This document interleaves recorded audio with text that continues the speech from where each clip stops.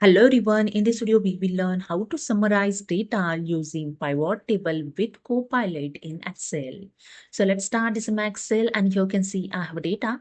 Simply select the entire data, you just drag with the mouse and select here entire data. And the second tip is simply select the inside the cell and you can use here the shortcut key ctrl A to select the entire data.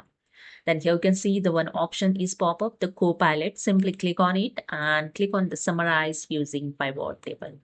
And the right hand side the Copilot is open. Wait for the few seconds to get the analyze with the pivot table. So and it's done. You can see the I analyze data in the range on sheet number 1 and here you can see your pivot table is ready.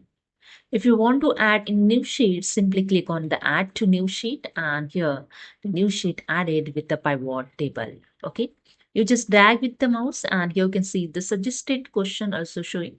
If you want to analyze the deeper result, you can just simply click on the get deeper result using the advanced analyze mode and others. Okay. So hope you understood. If you like this video, please subscribe. Thank you so much.